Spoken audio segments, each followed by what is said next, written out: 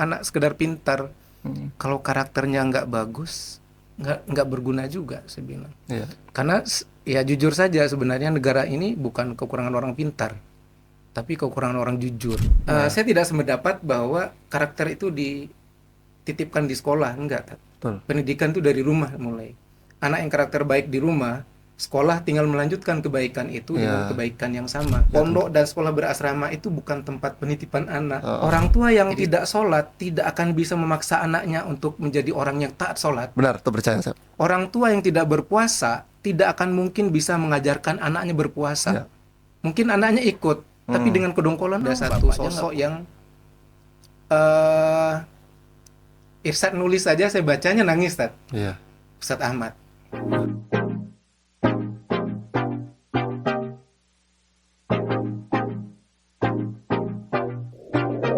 Bismillahirrahmanirrahim. Assalamualaikum warahmatullahi wabarakatuh.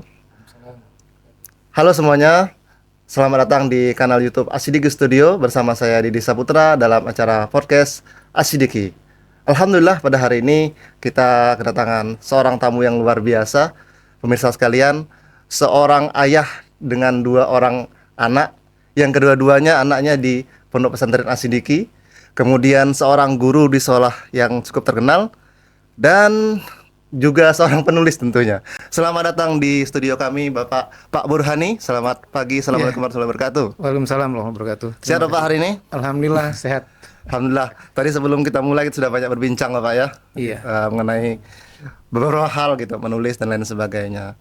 Baik, saya kalau ketemu Pak Burhani ini jadi ragu Pak. Ragunya gini, Bapak ini sebenarnya guru yang hobi menulis atau penulis yang jadi guru gitu? Baik, Ted. Sebelumnya untuk pemirsa, saya kenalkan sedikit. Sebenarnya saya mulai menekuni menulis, dan ya karena kita guru mau tidak mau memang harus menulis kan. Jadi saya menekuni sebagai guru itu dari tahun 98 dan pindah hijrah ke Jambi itu tahun 2001. Tepatnya saya pertama kali dinasnya di seberang, Tat. Di SMA 6 Muro Jambi, 3 tahun di sana. Baru dipindahkan ke sekolah yang sekarang dari 2003 sampai hari ini di Titian Trust.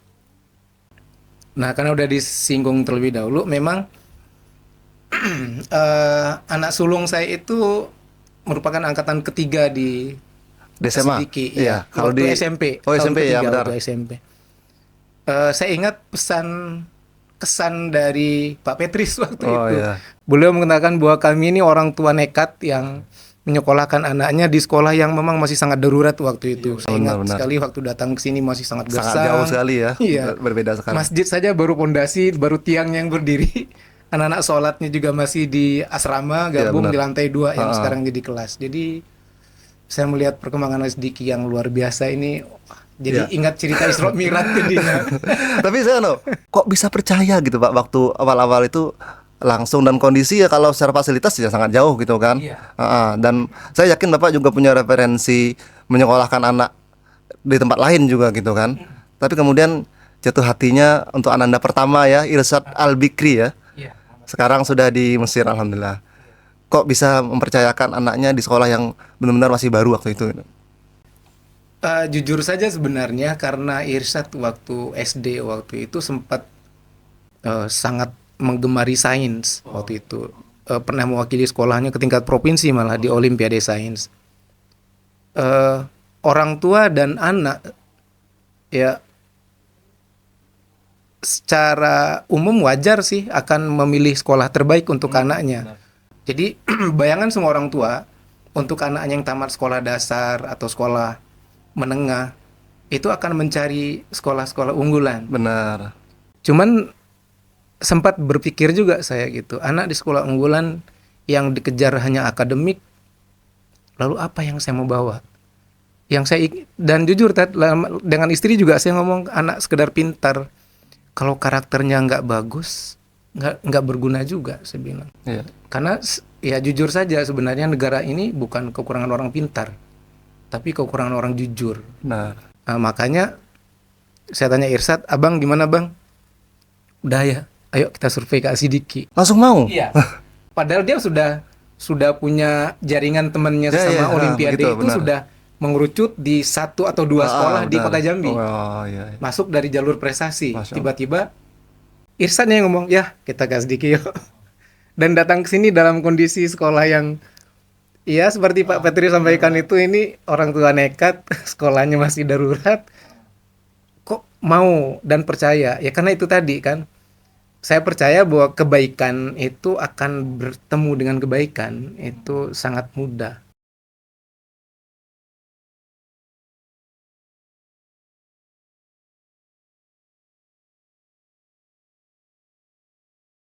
Pas pulang terpikir nggak, kok anak saya titipkan di sekolah yang masih baru gitu waktu itu?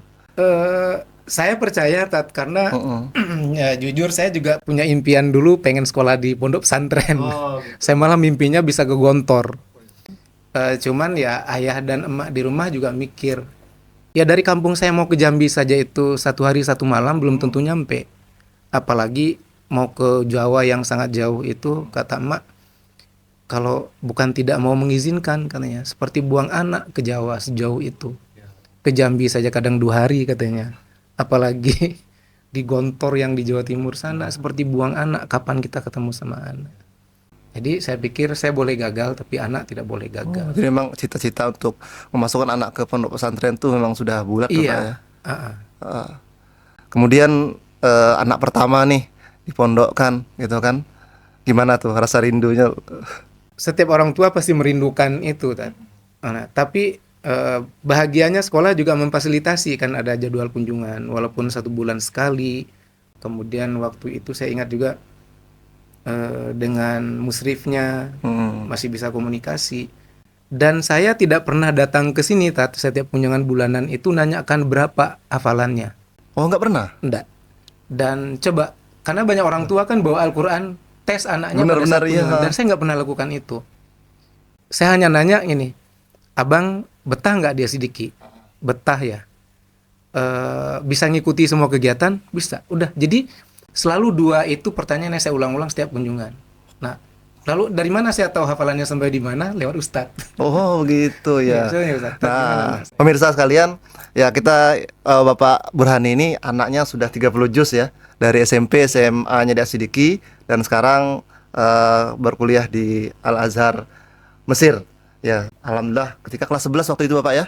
Iya. Yang 30 juznya 30 juz, kelas 11. kelas 11 SMA itu menghatamkan hafalannya 30 juz ya. Oke Pak, kita lanjut nih. Nah, jadi benar-benar si Irsad waktu itu tanpa beban menghafalnya dan enjoy aja. Dapat kabar justru hafalan sekian dari Dari Ustadz. ayah ustadz-ustadznya ya, kayak biasa. Kemudian mungkin mungkin Bapak berpendapat juga sama kali ya, kalau anak di pondok tuh investasi akhirat. Iya. Apakah hanya investasi akhirat aja? Kalau investasi akhirat tuh lebih ke personal kayaknya, Tat. Mm-mm. Cuman saya ingat kakeknya Irsad, ayah saya itu juga tuan guru. Ya kalau di Jawa sih biasa orang sebut kiai kan. Mm. Nah, tidak cukup hanya itu, tapi harus kita menjadi orang yang bermanfaat untuk orang lain. Ya, benar. Makanya ke anak-anak saya ajarkan. Dan itu kan dari keluarga, Tat. Nah, agak sedikit keluar dari ini tadi. Mm. Sekarang kan lagi heboh juga tuh masalah karakter anak Betul, segala betul. macam. Dan saya tidak sependapat bahwa karakter itu dititipkan di sekolah, enggak, Tat.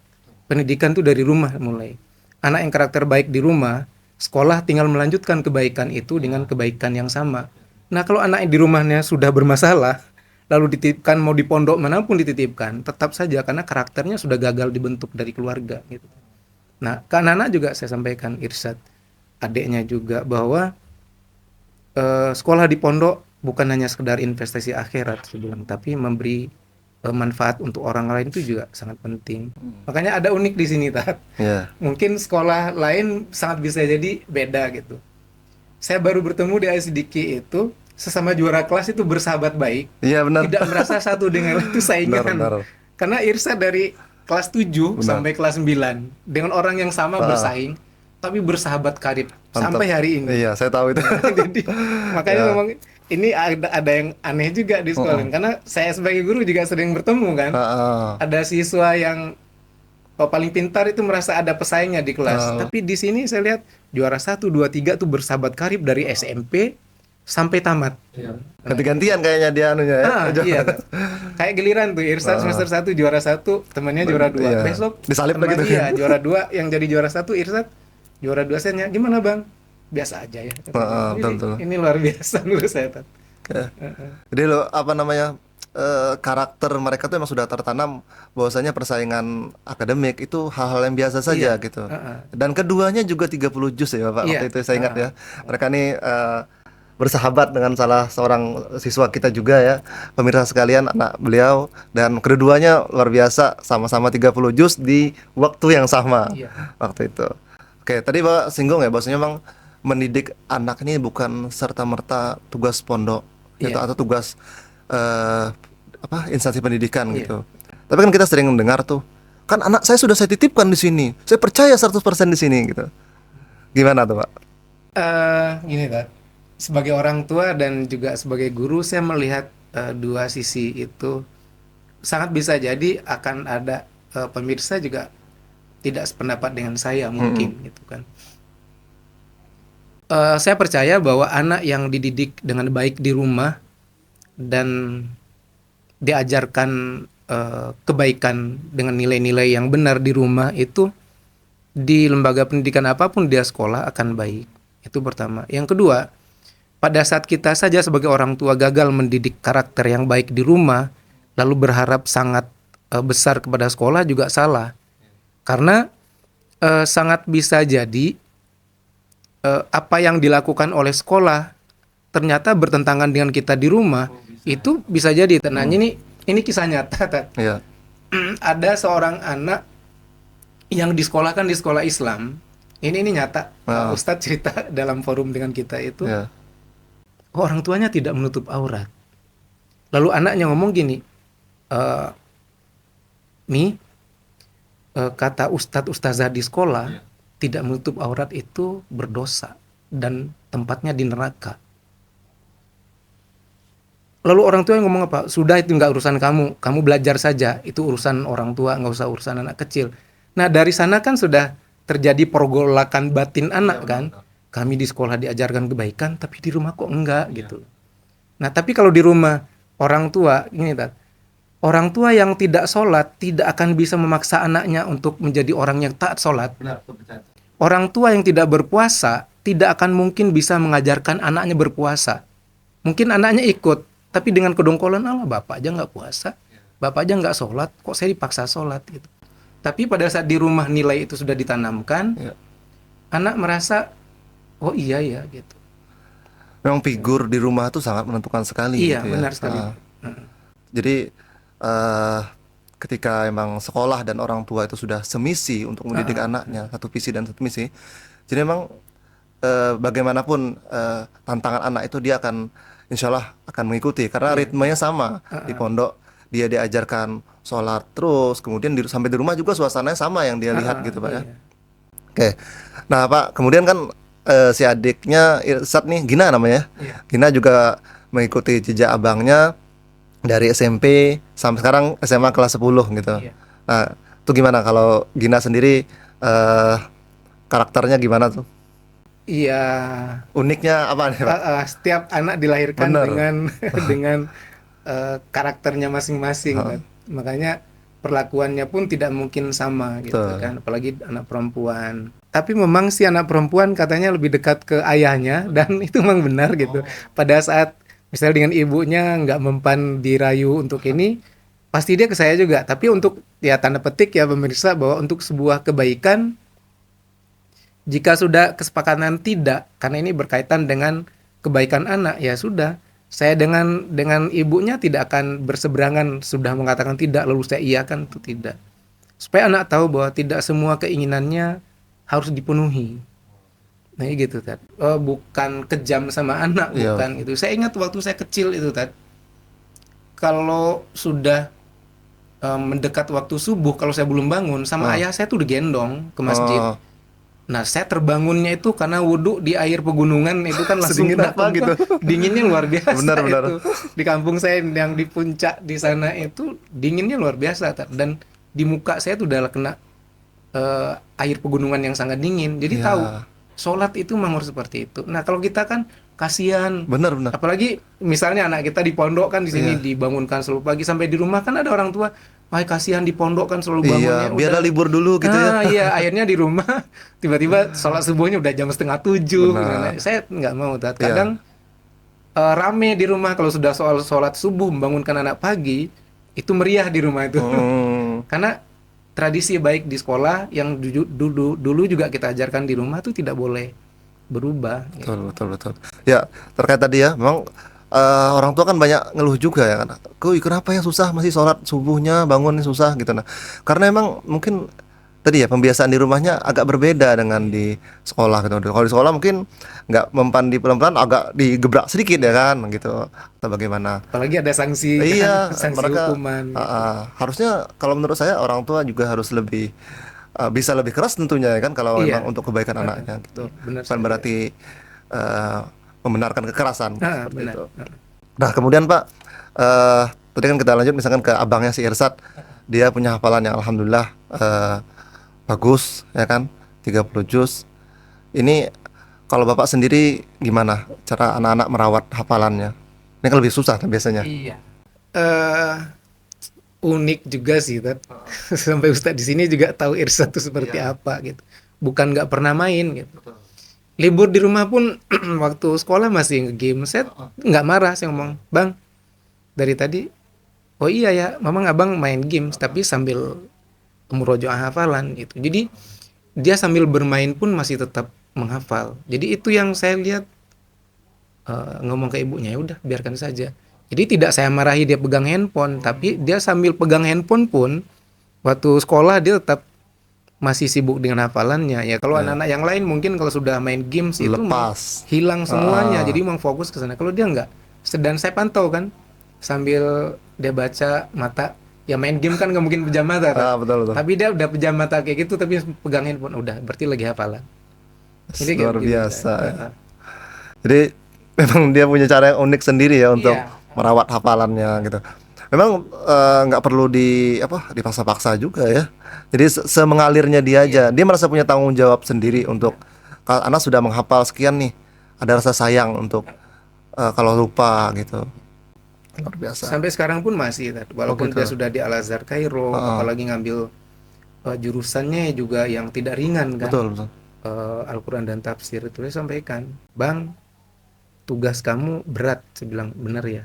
Jadi hanya mengingatkan seperti itu, enggak juga begini enggak sampai ini enggak. Ya peran kita juga karena nilai nilai kebaikan tuh dari awal kan sudah diajarkan. Jadi kita hanya mengingatkan, nggak mesti dipaksa lagi karena apalagi udah mahasiswa. Paling saya nyampaikan itu, Bang, hati-hati dengan hafalan. Bang, hati-hati dengan hafalan.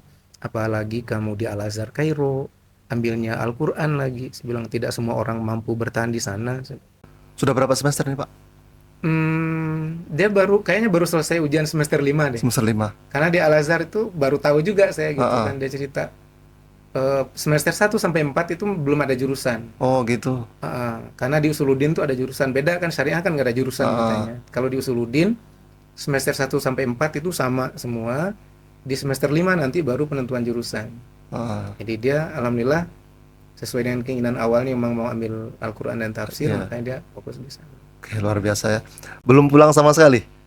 Atau sudah ada pulang? Belum, Tat, karena mungkin orang tuanya ngaco juga kayaknya. Saya bilang kan, ayah izinkan kamu ke Al Azhar Kairo, ada syaratnya. Saya bilang, syaratnya apa ya? Cuma satu aja, jangan pulang sebelum selesai. Pemirsa, tahan nggak serindunya gitu. 7 tahun, 8 tahun, baru anaknya diizinkan pulang, luar biasa.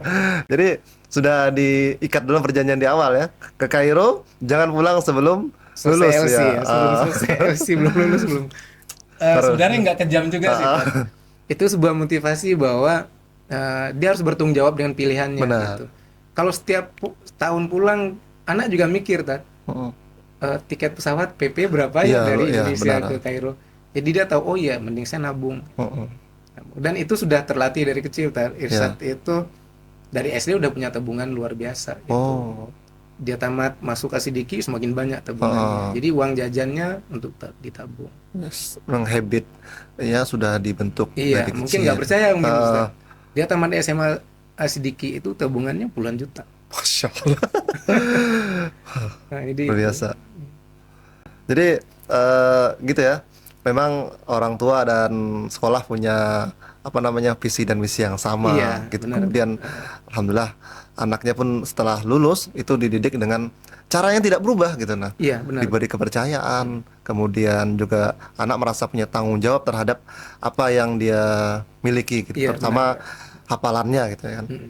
Nah, kemudian Pak, ketika anak sudah keluar pondok nih, ya kan, di Kairo, ada nggak rasa kekhawatiran gitu? Kalau khawatir sih itu kan sifat manusia dan itu manusiawi, Tat. Cuman saya tidak begitu mempermasalahkan gitu. Khawatir ada, tapi tidak menjadi kita setiap waktu jadi cemas kan dengan kondisi anak di sana. Karena saya percaya sih nilai yang sudah ditanamkan dengan baik itu sudah menjadi kebiasaan dia sehari-hari, kemudian di pondok juga mendapat perlakuan yang sama. Mungkin ya kalau keras mesti keras saya di rumah. Makanya ada satu sosok yang semua ustadz dan ustazah di sini punya jasa yang sangat luar biasa untuk berhasilnya anak kami di sini. Tapi ada satu sosok yang eh Irsyad nulis saja saya bacanya nangis, Ustadz Ahmad. Ya, Iya, jadi saya di kelas pun saya ceritakan anak kan di kelas saya itu ada kebetulan alumni dari pondok sini. Saya sebutkan ada satu sosok saya bilang yang mungkin kerasnya sama dengan saya yang mendidik anak di rumah. Saya bilang Ustadz Ahmad. Saya bilang. Makanya kalau saya sebut nama beliau itu saya nggak pernah tidak nangis, Ustadz. Apa ya? Beliau luar biasa gitu. Memperlakukan anak saya seperti saya memperlakukan anak. Kalau marah memang marah gitu. Tidak mau melihat anaknya gagal dan saya yakin semua ustadz ustazah di sini juga melakukan hal yang benar. sama gitu. Makanya sayang saja sebenarnya pada saat nilai kebaikan kita di rumah kemudian di sini diteruskan lalu orang tua tidak dukung itu salah saya bilang. Kalau hmm, siapa sih di sini yang tidak mau melihat santrinya sukses, santriwatinya Benar. sukses gitu. Dan saya makanya saya nggak pernah marah pada saat ustadz tuh marah. Saya ngomong ke Irsyad juga kan. Makanya pada saat dapat informasi itu pun saya lama diam itu ya Allah beliau orang yang sangat sayang dengan Irsyad tapi Iya, juga bukan berarti nggak pernah marahi Irsyad benar, juga benar. saya bilang. Ya, Makanya saya ngomong ke anak beliau kalau saya sebutkan tuh nggak pernah air mata saya nggak keluar saya bilang selalu hmm. Ya, apa ya. ya, kita murid-murid juga banyak cerita Pak. Kalau memang marahnya beliau tuh justru dirindukan gitu. Iya, di sekolah ya karena saya juga guru gitu ya kemarahan kita bukan karena kebencian Benar gitu. Pak. Kita tidak mau anak melakukan kesalahan. Hmm. eh, Pada saat kita membiarkan anak melakukan kesalahan mereka merasa biasa saja berarti kan yang saya lakukan tidak salah. Benar.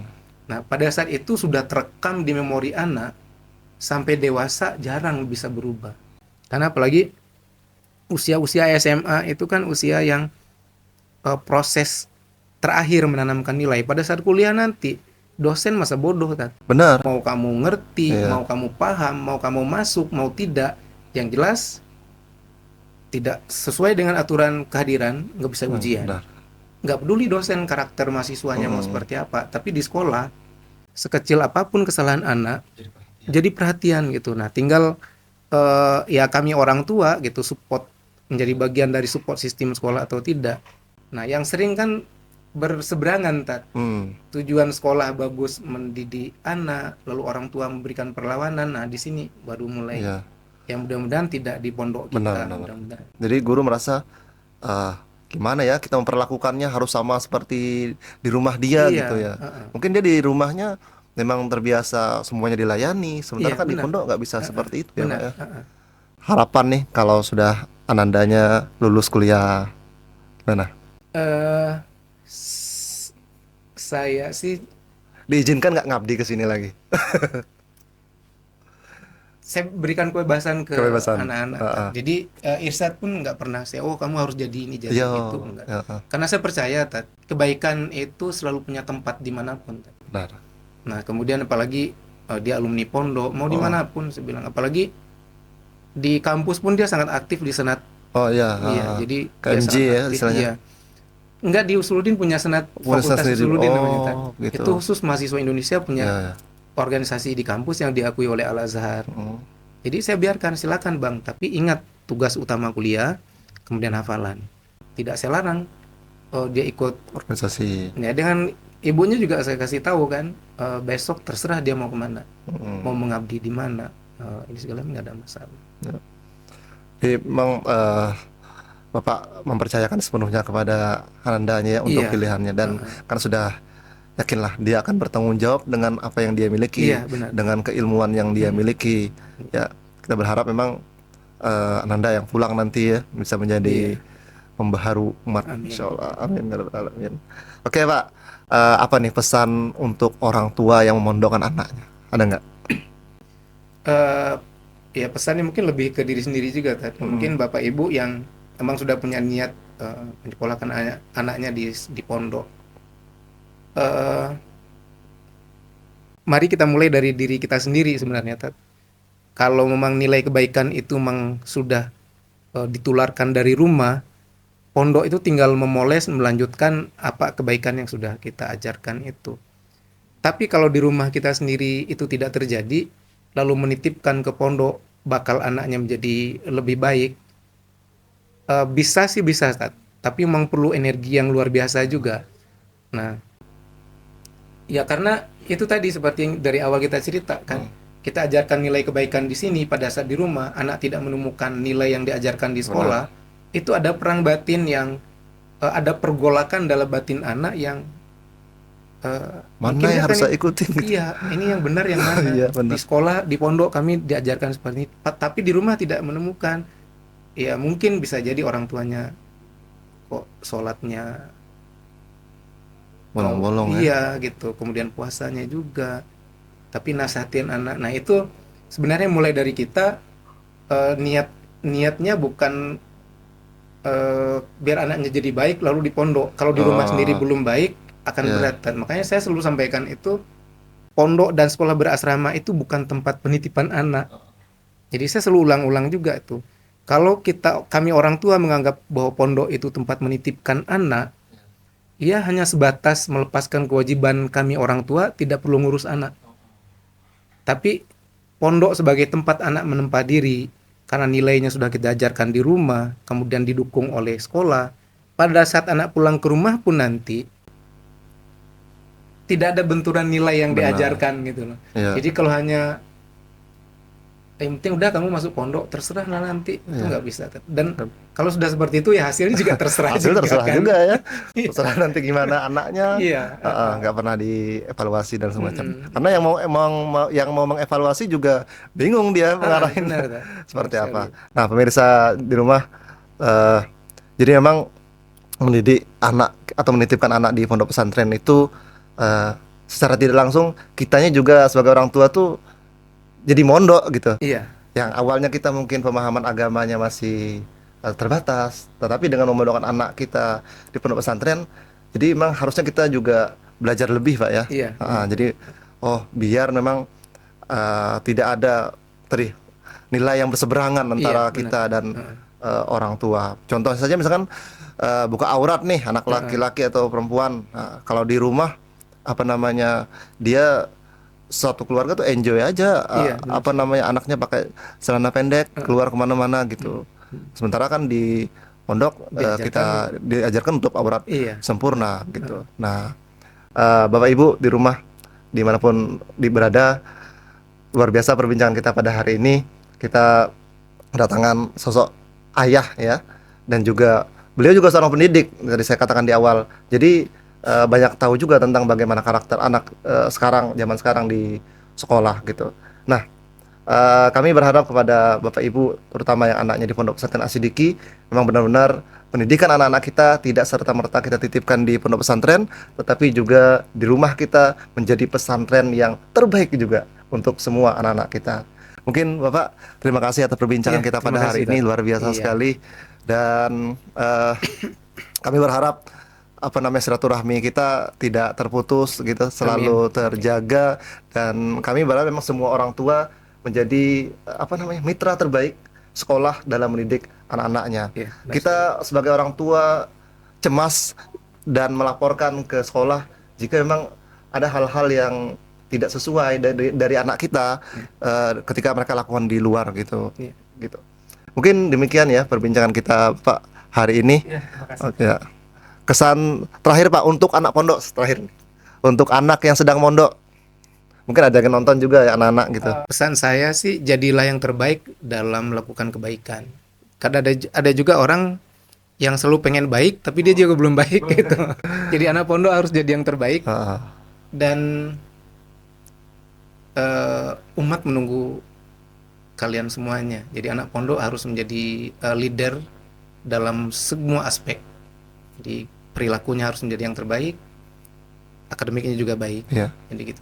Jadi ingat kata kuncinya adalah umat di luar sana menunggu anak pondok untuk berkontribusi besar Iya, bagi bangsa, agama dan Iya. negara kita ini. Benar sekali. Oke. Oke. Ada penyerahan buku. Oh, Oke. Masya Allah. Ini hasil karya yang keberapa ini? Terima kasih. Tadi saya dengar sudah 12 buku diterbitkan Iya. secara mandiri. Apa? Personal ya Pak ya? Ya ini Oke. masuk kameranya. Ya.